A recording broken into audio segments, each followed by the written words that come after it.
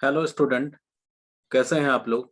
उम्मीद करते हैं कि सब लोग घर में सुरक्षित होंगे और घर में रह के पढ़ाई कर रहे होंगे। आज मैं क्लास 12 से रिलेटेड वीडियो लेकर के आया हूं और मेरा कोशिश रहेगा कि एटलीस्ट वीक में 2 वीडियो क्लास 12 से रिलेटेड लाऊं और 2 वीडियो क्लास 11 से रिलेटेड लाऊं। और इस दोनों वीडियो में मैं 11 और 12 के सारे टॉपिक्स को कवर करने का कोशिश करूंगा। आप मेरे साथ साथ अपना पढ़ाई यहाँ यूट्यूब के जरिए ही जारी रख सकते हैं। और आपको करना क्या है कि जो मेरा वीडियो है, जो भी हम यहाँ पे कंटेंट देंगे वो एनसीईआरटी बुक के अकॉर्डिंग होगा और एनसीईआरटी बुक सबके पास हमेशा अवेलेबल होता ही है। अगर आपके पास अवेलेबल नहीं है तो आप नेट से भी डाउनलोड कर सकते हैं। मेरी वीडियो देखने के बाद आप रिलेटेड जो भी टॉपिक्स है उससे रिलेटेड क्वेश्चन को करिए और क्वेश्चन को करने के बाद जो भी डाउट होता है, अगर कोई क्वेश्चन नहीं बन पाता है, आप मुझसे उन क्वेश्चन को पूछ सकते हैं चैट में। आप चैट यानी कि कमेंट में आप उस क्वेश्चन को पूछ सकते हैं और जो भी आपका डाउट होगा हम उसके लिए एक अलग से सेपरेट वीडियो बनाएंगे। तो करना कुछ नहीं है, बस करना क्या है, आप लोग को वीडियो देखना है और एकदम सिस्टमेटिक वे में हम क्लास 12 और 11 दोनों का कंप्लीट जो भी क्लासेस है वो यूट्यूब पे लेंगे। तो आपको यहाँ पे पढ़ना है अच्छे से, क्वेश्चन को अच्छे से करना है और उसके बाद आपको डाउट पूछना है, ठीक है। और अगर मान लीजिए किसी टॉपिक को आपको पहले पढ़ना है या कोई टॉपिक से रिलेटेड वीडियो आपको चाहिए तो आप कमेंट में वो भी मेरे को बता सकते हैं। लेकिन सब्र करिए और जैसे जैसे मेरे वीडियो आते जाता है आप उसको देखते जाइए और उसी के अकॉर्डिंग भी अगर आप पढ़ते चले जाएंगे तो आपका सारा 11 और 12 से रिलेटेड टॉपिक्स कवर हो जाएगा एग्जाम से पहले। तो आज हम लोग स्टार्ट करने वाले हैं एनसीईआरटी एक्सरसाइज 1.1 और आज का हम लोग का टॉपिक रहेगा रिलेशन। तो चलिए शुरू करते हैं कि रिलेशन है क्या। तो देखिए, जो रिलेशन है ना, ये रिलेशन हम लोग को क्लास 12 में पढ़ना है और हम लोग इसके बारे में बेसिक्स 11 में ही पढ़ चुके हैं। 11 थोड़ा सा आप लोग भूल गए होंगे तो कोशिश करते हैं कि थोड़ा सा जो भी क्लास 11 का जो रिलेशन है उसको थोड़ा सा पहले बता देते हैं, फिर हम 12 में आएंगे। तो देखिए, रिलेशन है क्या, हम आपसे पूछ रहे हैं कि रिलेशन क्या है। तो देखिए, रिलेशन है क्या, it is a condition. Relation क्या है, it is a condition by which elements of two sets are related to each other। Relation क्या है, ये कंडीशन है जिससे दो सेट के एलिमेंट आपस में रिलेट होते हैं। माने कोई भी कंडीशन जिससे दो अलग अलग सेट का चीज रिलेट होगा तो उसी कंडीशन को रिलेशन बोलते हैं। जैसे इसको एक एग्जांपल के अकॉर्डिंग हम लोग समझते हैं। मान लीजिए कि सेट ए है 1 2 3 4 5 और सेट बी है 3 4 5 6 7, है ना। ये हमने क्या किया, अपने मन से एग्जांपल समझने के लिए दो सेट ले लिया। अब हमको क्या करना है, इसमें एक रिलेशन का एग्जांपल लिखना है, यानी कि एक कंडीशन लिखना होगा जिससे इन दोनों सेट के एलिमेंट आपस में रिलेट हो, है ना। और उसी कंडीशन को हम लोग क्या बोलेंगे, रिलेशन बोलेंगे। तो देखिए, एक अपने मन से एक कंडीशन लिखते हैं, A comma B such that. A comma B such that, इसका क्या मतलब हुआ, इसका मतलब हुआ कि एलिमेंट ए और बी आपस में रिलेट होगा अगर, कंडीशन देखिए लिख रहे हैं, B equal to A plus one where A belongs to where A belongs to A and B belongs to B. एक कंडीशन मैंने लिख दी। इसको देखेंगे तो ये है क्या, एक कंडीशन लिखा हुआ है। कैसा कंडीशन लिखा हुआ है, देखिए कि हर एक वो एलिमेंट ए बी आपस में रिलेट होगा जिनके बीच ये कंडीशन हो और जहां पे यूज होने वाला ए जो है वो सेट ए का और बी सेट बी का एलिमेंट हो। तो ये कंडीशन है जिससे कुछ ना कुछ एलिमेंट दोनों सेट का तो रिलेट होगा ही। तो इस कंडीशन को ही हम लोग रिलेशन बोलेंगे और इसको हम लोग यहाँ पे सेट के फॉर्म में लिखे हैं और आर से रिप्रेजेंट किए हैं। अब ये देखते हैं हम लोग कि कौन कौन सा एलिमेंट रिलेट हो रहा है। तो देखिए कर क्या रहे हैं कि यहाँ पे देखिए सेट ए को लिख लिए। सेट ए को इस तरीके से लिख रहे हैं ना, सेट ए के एलिमेंट को यहाँ लिख देते हैं 1 2 3 4 5 एंड 6। बगल में सेट बी लिख दे रहे हैं। सेट बी में कौन कौन से एलिमेंट है, 3 4 5 6 एंड 7, है ना। ये है मेरा सेट बी। और ये दोनों के बीच क्या लग रहा है, एक रिलेशन लग रहा है, जिसमें हमको देखना है कि कौन कौन से एलिमेंट आपस में रिलेट हो रहे हैं। अब देखिए, रिलेट होने के लिए कंडीशन चाहिए, और कंडीशन है क्या यहाँ पे, b equal to A plus 1, ये कंडीशन है।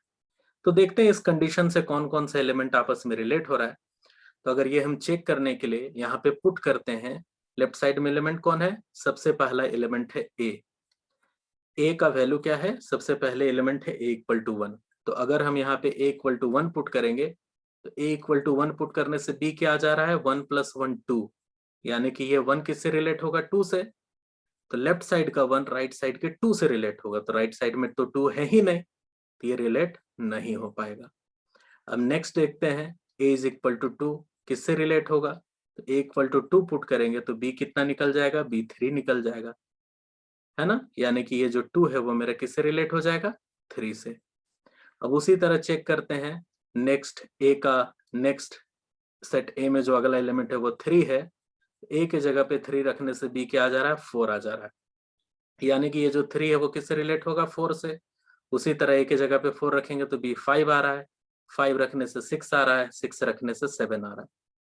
तो ये हम क्या देख लिए, एक डायग्राम से देख लिए कि सेट ए का कौन कौन सा एलिमेंट सेट बी के कौन कौन से एलिमेंट से रिलेट हो रहा है ना।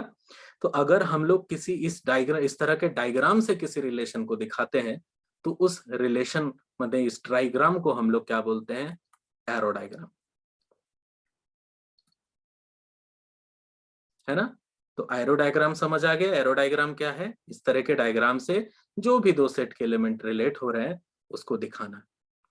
अब देखिए, ये भी रिलेशन है, ये भी रिलेशन है। ये रिलेशन मेरा जो डायरेक्टली लिखा हुआ है, और इसी को हम लोग क्या किए हैं, एरो डायग्राम में दिखाए हैं। अब देखिए, रिलेशन को रिप्रेजेंट करने के लिए एक और मेथड का भी यूज किया जाता है, जिसको हम लोग क्या बोलते हैं, ऑर्डर पेयर। अब इस रिलेशन को हम लोग किस में लिखेंगे, ऑर्डर पेयर में लिखेंगे।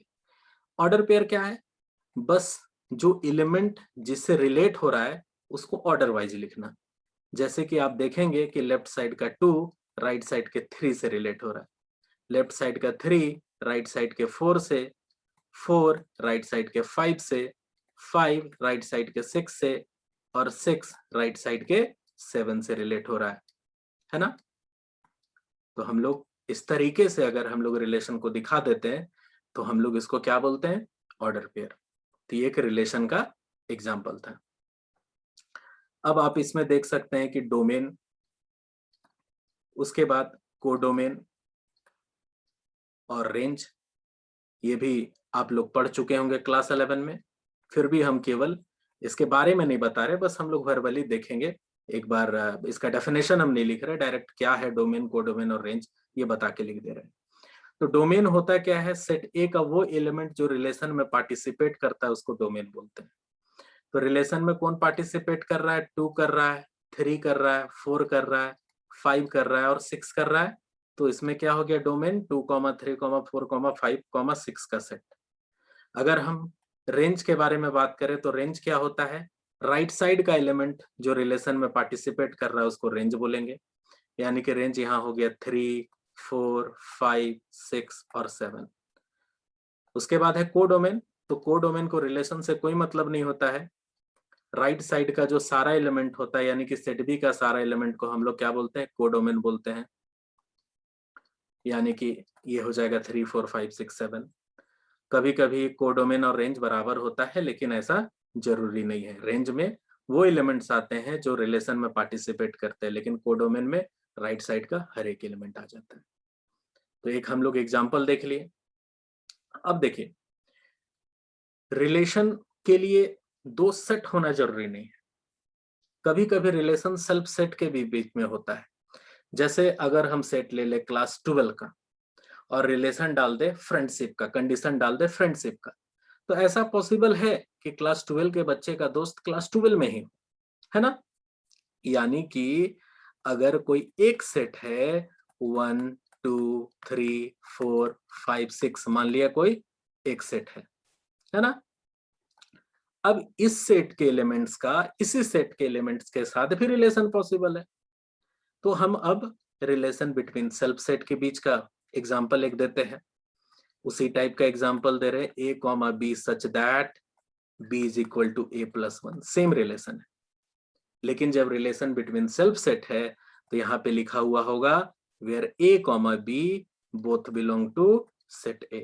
इस तरीके का लिखा होगा, है ना? इसी से पता चल जाएगा, यहाँ ये जो चीज है ना, इसी से पता चल जाएगा कि रिलेशन बिटवीन सेल्फ सेट है या नहीं। ठीक है, तो एक एग्जांपल लिख लिए। अब हम अगर इसमें चेक करें कि कौन कौन से एलिमेंट आपस में रिलेट हो रहा है, तो इसको भी एरो डायग्राम के हिसाब से बना के चेक कर सकते हैं, है ना? इसमें क्या करेंगे, सेट ए इधर भी होगा और सेट ए इधर भी होगा, और इसके जो एलिमेंट्स है 1 2 3 4 5 6, उसको इधर भी लिखते हैं और इधर भी लिखेंगे 1 2 3 4 5 और 6। अब चलिए इसमें देखते हैं कौन कौन सा एलिमेंट किससे रिलेट हो रहा है। b is equal to a plus 1 है ना? तो a इज इक्वल टू 1 रखने से b क्या आ जा रहा है, b इज इक्वल टू 2 आ जा रहा है। 2 रखने से क्या आ जा रहा है, 3 आ जा रहा है। 3 रखने से 4 आ जा रहा है ना? यहाँ पे पुट करके b निकालते जा रहे हैं। तो 1 रखने से क्या मिला, 2। 2 रखने से क्या मिला, 3। 3 रखने से क्या मिला, 4। 4 रखने से क्या मिला, 5। 5 रखने से क्या मिला, 6। और 6 रखने से 7 मिलेगा। 7 तो राइट साइड है नहीं, तो 6 रिलेट नहीं होगा। ये एक और एग्जांपल था मेरा। अब इसको आप चाहें तो ऐसे ऑर्डर पेयर में भी इसको लिख सकते हैं, है ना? ऑर्डर पेयर में क्या लिखेंगे, जैसे 1 हो रहा है 2 से, इस तरीके से आप लिख सकते हैं। ये क्या है, रिलेशन बिटवीन सेल्फ सेट, माने एक सेट का एलिमेंट खुद के सेट के साथ रिलेशन को सेटिस्फाई कर रहा है ना? यानी कि रिलेशन बिटवीन ये सेल्फ सेट है। अब जो क्लास 12th में है, जो 12th में रिलेशन पढ़ना है, वो यही है, क्या, रिलेशन बिटवीन सेल्फ सेट या रिलेशन बिटवीन सेम सेट। ये क्लास 12 का टॉपिक है, जिसका एक एग्जांपल हम लोग लिखे। अब 12 में क्या पढ़ना है, देखिए इसमें क्या पढ़ना है 12 में, कि अगर कोई रिलेशन बिटवीन सेल्फ सेट है, अगर एक सेट के बीच में रिलेशन है, तो इसको 3 कैटेगरी में बांटा गया है ना? पहला होता है रिफ्लेक्सिव, दूसरा है सिमेट्रिक, और तीसरा है ट्रांसिटिव। ये एग्जाम पॉइंट ऑफ व्यू से काफी इंपॉर्टेंट है, यहां से एक क्वेश्चन आता ही आता है, चाहे वो सीबीएसई हो चाहे वो जैक हो। अब देखिए समझते हैं अच्छे से कि क्या होता है रिफ्लेक्सिव, क्या होता है सिमेट्रिक, और क्या होता है ट्रांसिटिव। तो जैसा ही मैंने बताया, रिलेशन बिटवीन सेल्फ सेट है, यानी कि यहाँ केवल एक सेट होगा। तो यहाँ पे हम मान लेते हैं कि सेट क्या है, ए है, और एक रिलेशन होगा, है ना? एक सेट होगा और एक क्या होगा, रिलेशन होगा। अब इस रिलेशन को रिफ्लेक्सिव कब बोलेंगे, सिमेट्रिक कब बोलेंगे और ट्रांसिटिव कब बोलेंगे, ये हम लोग देख रहे हैं। तो देखिए, for all A belongs to A, if A comma A belongs to R, R is called reflexive, है ना? तो रिफ्लेक्सिव क्या है कि अगर, ये देखिए ये सिंबल फॉर ऑल का है, अगर सेट ए में लाई करने वाला हर एक एलिमेंट खुद से रिलेट होगा, एक दो के बारे में बात नहीं कर रहे, फॉर ऑल लिखा हुआ है, अगर सेट ए में लाई करने वाला हर एक एलिमेंट खुद से रिलेट होगा, तो हम लोग उस रिलेशन को रिफ्लेक्सिव बोलेंगे। जैसे कि ए है सेट ए का, तो ए को खुद से यानी कि A comma A belongs to R होना चाहिए। अगर मान लीजिए ए में 2 है तो 2 बिलोंग्स टू आर होना चाहिए। ए में 3 लाई कर रहा है तो 3 बिलोंग्स टू आर होना चाहिए, यानी कि जो भी एलिमेंट है वो खुद से रिलेट होना चाहिए। अगर ऐसा हर एक एलिमेंट ऑफ ए के लिए होगा तो उस रिलेशन को हम लोग क्या बोल देंगे? रिफ्लेक्सिव बोल देंगे। अब अगला है सिमेट्रिक। सिमेट्रिक है क्या कि for all A comma B belongs to A such that a comma b belongs to R, then if b comma a also belongs to R is called symmetric। अब इसमें एक आप नया चीज देख रहे होंगे इसके डेफिनेशन में, कि इसके डेफिनेशन में क्या है? एक चीज सच दैट है। ये सच दैट का बड़ा मतलब है, आपको इसको समझना है। देखिए है क्या, समझाने का कोशिश करते हैं कि हम हर एक एलिमेंट, हर एक दो एलिमेंट के बारे में बात नहीं कर रहे हैं, हर एक दो ऐसे एलिमेंट के बारे में बात कर रहे हैं, या उन सभी वैसे पेयर वाइज एलिमेंट के बारे में बात कर रहे हैं जिनमें पहले से रिलेशन है। यानी कि उन ए बी के बारे में बात कर रहे हैं जहां ए रिलेटेड टू बी है ना। तब अगर उसका उल्टा यानी कि बी ए भी, यानी कि जिसमें रिलेशन है उसका उल्टा भी रिलेशन में है, अगर ऐसा होता है यानी कि ए बी है बी ए भी है, तो उस रिलेशन को हम लोग क्या बोलेंगे? सिमेट्रिक बोलेंगे। समझ आ गया? अब हम लोग देखते हैं ट्रांसिटिव। तो ट्रांसिटिव क्या है? For all A comma B comma C belongs to A such that, यहां भी सच दैट है, such that A comma B and B comma C belongs to are.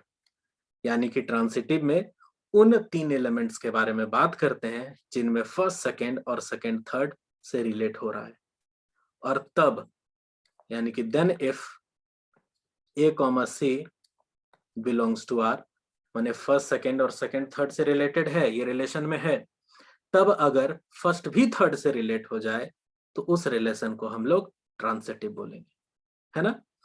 तो यहाँ भी सच दैट है, यानी कि हर एक तीन एलिमेंट के बारे में बात नहीं कर रहे हैं, वैसे तीन एलिमेंट के बारे में बात कर रहे हैं जिनमें फर्स्ट सेकेंड और सेकेंड थर्ड आपस में रिलेट हो रहा है।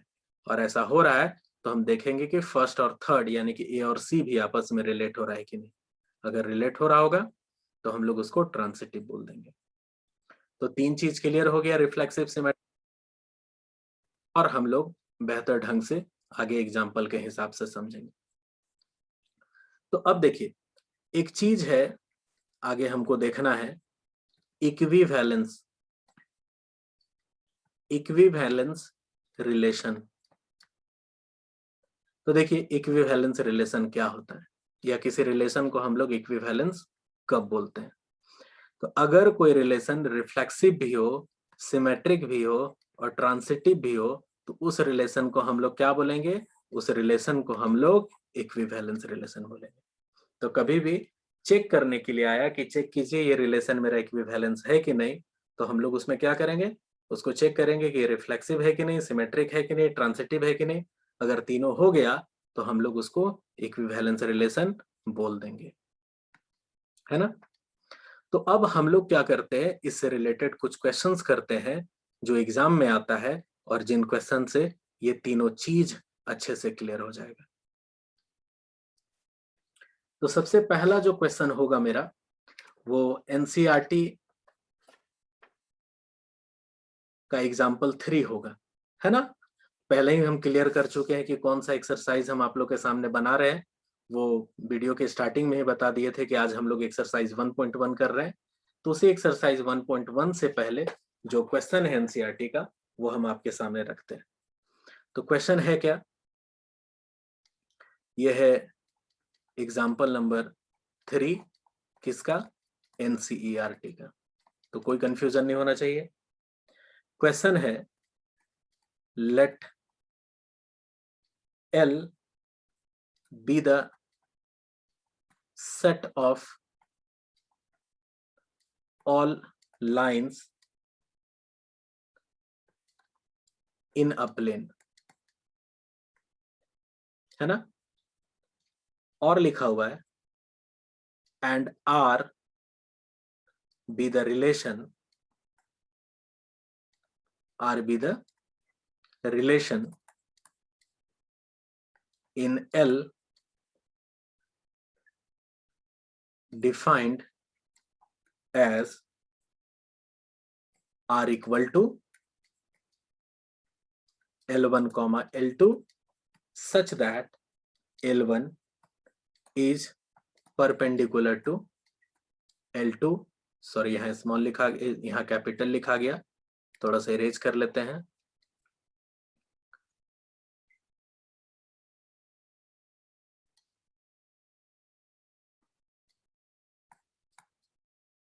L2 L1 is perpendicular to L2, ठीक है। अब यहाँ पे है so that R is symmetric but neither reflexive nor transitive, है ना। तो देखिए है क्या कि L क्या है, set of all line in a plane है। अब मजे की बात यह है क्या कि बस L बोल दिया कि set of all line in a plane. अब उस प्लेन में कितना लाइन है ये बताया भी नहीं, और बोल रहा है कि रिलेशन में उन लाइन को रखना है जो क्या आपस में परपेंडिकुलर हो, और फिर ये प्रूफ करना है कि वो रिलेशन सिमेट्रिक होगा लेकिन रिफ्लेक्सिव नहीं होगा और ट्रांसिटिव नहीं होगा। तो चलिए सॉल्व करते हैं। तो देखिए किसी भी सेट में कितना एलिमेंट हो तो हम लोग उसको रिफ्लेक्सिव, सिमेट्रिक, ट्रांसिटिव बता सकते हैं। तो नंबर ऑफ एलिमेंट से हमको कोई मतलब नहीं है, उसमें फाइनाइट एलिमेंट है, इनफाइनाइट एलिमेंट है, हमको इस बात से कोई मतलब नहीं है। बस ये पता होना चाहिए कि एलिमेंट क्या है, वो किस टाइप का एलिमेंट है। तो लाइन है, लाइन के बारे में हम लोग को तो पता ही है, और कंडीशन पता होना चाहिए, यानी कि रिलेशन पता होना चाहिए, और हम लोग उस रिलेशन को डिफाइन करके बता देंगे कि क्या है। तो चलिए सॉल्व करते हैं। तो सबसे पहले हमको यहाँ पे देखना है रिफ्लेक्सिव,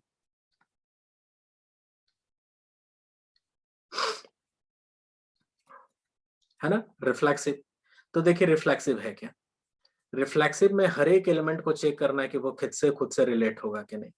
तो लेट करते हैं for all L belongs to L, यानी कि सेट L में लाई करने वाले हम हर एक लाइन के बारे में बात कर रहे हैं।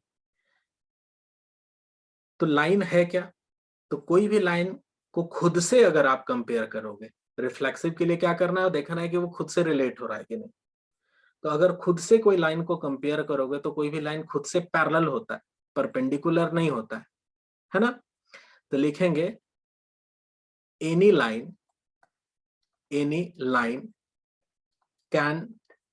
Line can't be perpendicular to itself, है ना। कोई भी लाइन खुद के परपेंडिकुलर नहीं हो सकता है। तो जब कोई लाइन खुद के परपेंडिकुलर नहीं हो सकता है तो हम बोल सकते हैं कि वो लाइन खुद के साथ आर के कंडीशन को सेटिस्फाई नहीं कर सकता है। और जब एल खुद के साथ रिलेशन में है ही नहीं, यानी कि L, L does not belong to R है, तो यहां से क्लियर हो गया कि therefore R is not reflexive. तो रिफ्लेक्सिव समझ आ गया कि एलिमेंट उठाए और चेक किए कि ये खुद से रिलेट हो रहा है कि नहीं, तो पता चले ये खुद से रिलेट नहीं हो रहा है, और जब नहीं हो रहा है तो क्या हो गया, नॉट रिफ्लेक्सिव। अब अगला है सिमेट्रिक। सिमेट्रिक चेक करना है। तो सिमेट्रिक का क्या कहानी है, फॉर ऑल यहाँ पे दो एलिमेंट उठाने होते हैं। तो फॉर L1, L2 दो एलिमेंट उठाए हैं, बिलोंग्स टू L, और यहाँ पे लिखना होता है सच दैट। सच दैट कहने का मतलब वैसा दो लाइन उठाए हैं जिनमें पहले से रिलेशन है ना। Such that L1, L2 both belong to R। अब देखिए L1, L2 बिलोंग कर रहा R में, क्योंकि सिमेट्रिक में वैसे ही को उठाया जाता है जिसमें रिलेशन है। तो हम ऐसे हर एक एलिमेंट्स के बारे में बात कर रहे हैं जिसमें पहले से रिलेशन है। अब भैया जब यहाँ पहले से रिलेशन है मतलब L1 परपेंडिकुलर टू L2 होगा, क्योंकि यही तो कंडीशन है R का। अगर हम फिगर से देखें तो ऐसा L1 एक लाइन L2 के क्या है, परपेंडिकुलर है। तो अगर हम इसी को उल्टे साइड से देखें, अगर L2 के तरफ से बात करें तो L2 भी तो L1 के परपेंडिकुलर होगा। तो यहां से लिख सकते हैं L2 is also perpendicular to L1। तो जब L2 भी L1 के परपेंडिकुलर हो गया, यानी कि L2 भी L1 के साथ वही कंडीशन को सेटिस्फाई कर रहा है, यानी कि बोल सकते हैं कि L2 L1 belongs to R। और जब उसका उल्टा भी R में लाई कर रहा है तो देयरफॉर R इज सिमेट्रिक। है ना, समझ आ गया? बहुत सिंपल है एकदम। जो भी सिंपलेस्ट तरीका है उस तरीके से आप लोग को बताने का हम कोशिश कर रहे हैं। अब अगला है ट्रांसिटिव, है ना। नेक्स्ट क्या है, ट्रांसिटिव। तो अब देखिए ट्रांसिटिव कैसे हम लोग चेक करेंगे। तो ट्रांसिटिव के लिए ले रहे हैं for all L1, L2, L3 belongs to L such that L1 is related to L2 and L2 is related to L3। यानी कि ऐसा 3 एलिमेंट उठाए हैं जहां फर्स्ट सेकंड से और सेकंड थर्ड से रिलेटेड है ना।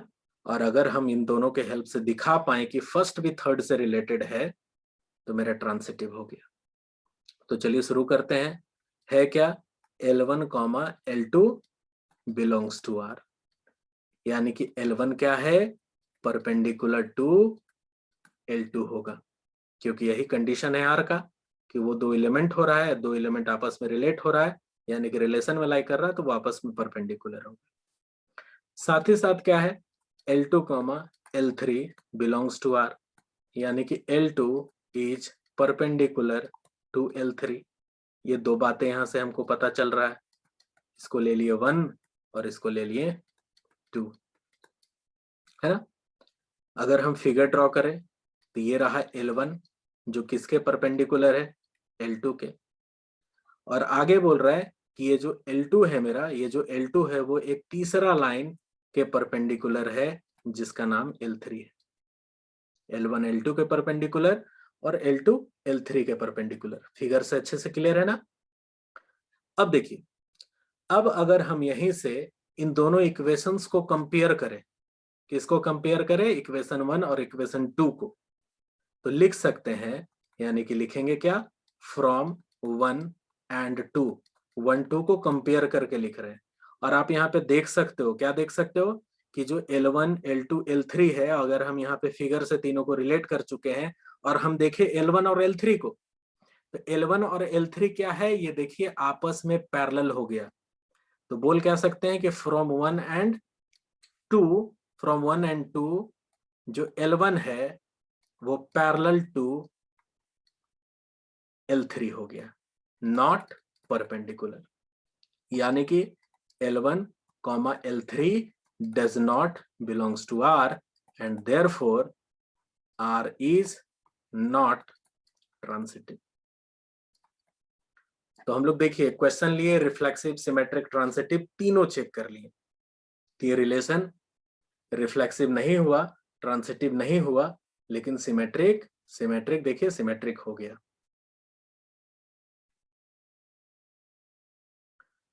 अब हम लोग आगे बढ़ते हैं। अच्छा, इसमें अगर हम पूछे कि ये रिलेशन इक्विवेलेंस है कि नहीं, तो ये रिलेशन इक्विवेलेंस नहीं है, क्योंकि इक्विवेलेंस रिलेशन का कंडीशन क्या है कि हर एक जो भी रिलेशन है वो रिफ्लेक्सिव, सिमेट्रिक, ट्रांसिटिव तीनों होना चाहिए। तो एक क्वेश्चन हम लोग किए। अब चलिए एक क्वेश्चन और कर लेते हैं। अब जो नेक्स्ट क्वेश्चन है वो है एक्सरसाइज का। कौन सा एक्सरसाइज, 1.1 का। और एक क्वेश्चन है क्वेश्चन नंबर 1 का 4।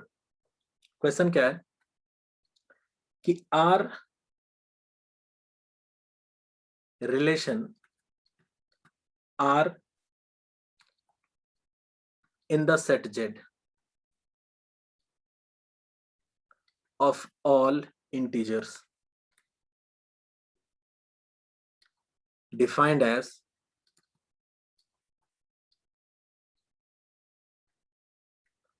r equal to x comma y such that x minus y is an integer। और यहां पे भी चेक करना है रिफ्लेक्सिव सिमेट्रिक ट्रांसिटिव ही, कि रिलेशन रिफ्लेक्सिव है कि नहीं, ये रिलेशन सिमेट्रिक है कि नहीं, और ये रिलेशन ट्रांसिटिव है कि नहीं। तो चलिए चेक करते हैं। इंटीजर जान रहे हैं ना आप लोग, अगर कोई लोग भूल गए होंगे तो इंटीजर क्या होता है, नेचुरल नंबर, है ना, with zero and negative of natural number. Natural number with zero and negative of natural number को क्या बोलते हैं, इंटीजर बोलते हैं। और इंटीजर को यहाँ पे जेड लेट किया गया है।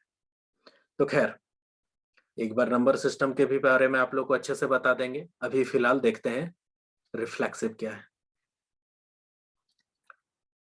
तो रिफ्लेक्सिव के लिए हम लोग क्या देखेंगे कि क्या इस इंटीजर सेट का हर एक एलिमेंट खुद से रिलेट है कि नहीं, खुद से रिलेटेड है कि नहीं। तो इसके लिए हम क्या कर रहे हैं, लेट फॉर ऑल, क्या कर रहे हैं, let for all x belong to z। हम क्या किए, x को एलिमेंट ले लिए जो इस सेट के हर एक एलिमेंट को रिप्रेजेंट कर रहा है। अब हमको देखना क्या है कि अगर इस सेट में लाई करने वाला हर एक एलिमेंट, यानी कि अगर x खुद के साथ r का कंडीशन को सेटिस्फाई करता है तो ये मेरा रिलेशन रिफ्लेक्सिव हो जाएगा। तो देखते हैं, x माइनस एक्स लिए तो क्या आ गया, जीरो आ गया। यानी कि यहां देख रहे हैं रिलेशन में जो कंडीशन है वो सब्ट्रैक्शन वाला है। तो x को खुद के साथ सब्ट्रैक्ट किए और ये क्या आ गया, जीरो आ गया। और यहाँ पे ये जो जीरो आया, ये जीरो जो एलिमेंट है, ये हम लोग अच्छे से जानते हैं कि जीरो क्या है, इंटीजर है। यानी कि इसका जो रिजल्ट आ रहा है बिलोंग टू आर आ रहा है। तो जब x खुद के साथ सब्ट्रैक्ट होने के बाद इंटीजर दे रहा है, मतलब वो आर का कंडीशन को सेटिस्फाई कर लिया। और जब आर का कंडीशन को सेटिस्फाई कर लिया तो हम बोल सकते हैं यहाँ पे कि x comma X belongs to R है। और जब ये है तो r क्या हो जाएगा, r इज रिफ्लेक्सिव, है ना। तो अब आगे देखते हैं सिमेट्रिक। अब देखिए सिमेट्रिक क्या है। तो सिमेट्रिक के लिए पहले बता दें कि दो एलिमेंट उठाना पड़ता है। तो let for all x comma Y belongs to z। हमें अब क्या किए हैं, दो एलिमेंट उठाए हैं। और ऐसा दो एलिमेंट उठाए हैं, यहाँ पे सच दैट लिखना बहुत जरूरी है। ऐसा दो एलिमेंट उठाए हैं जिसमें पहले ही से रिलेशन है ना। वैसे ही दो एलिमेंट की बात करनी ही है जिसमें रिलेशन है, और क्या करना है, उसका उल्टा चेक करना है। तो दो एलिमेंट उठाए हैं जिसमें फर्स्ट सेकंड से रिलेटेड है। यहाँ पे क्या देख रहे हैं, x, यहाँ पे गलती से z लिखा गया, इसको y लेट किए हैं तो यहाँ y लिखेंगे। ऐसा दो एलिमेंट उठाए जिसमें रिलेशन है, यानी कि x कॉमा वाई क्या है, यहाँ पे बिलोंग्स टू r है ना। तो जब X Y belongs to R है, यानी कि पक्का यहाँ x माइनस वाई क्या आ रहा होगा, कोई ना कोई इंटीजर आ रहा होगा, है ना। तो अब क्या कर रहे हैं, जो इंटीजर आ रहा होगा उसको हम मान लेते हैं अल्फा। माने इन दोनों का सब्ट्रैक्शन को इंटीजर आ रहा है, हम लोग उसको क्या मान लिए, अल्फा मान लिए। अब देखिए इसमें दोनों साइड माइनस से मल्टीप्लाई करते हैं, तो जब माइनस से मल्टीप्लाई करेंगे तो ये क्या हो जाएगा, y माइनस एक्स, और ये क्या हो जाएगा, माइनस अल्फा। तो अब अगर यहाँ पे देखे y माइनस एक्स के बारे में देखे तो y माइनस एक्स रिजल्ट क्या दे रहा है, negative of alpha. Negative of alpha मतलब नेगेटिव ऑफ इंटीजर, यानी कि हम बोल सकते हैं कि y माइनस एक्स भी क्या है, कोई ना कोई इंटीजर ही है। क्यों ऐसा बोल सकते हैं, तो ऐसा इसलिए बोल सकते हैं क्योंकि नेगेटिव ऑफ इंटीजर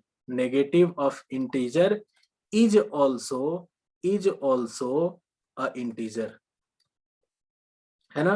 क्योंकि इंटीजर का नेगेटिव भी इंटीजर होता है।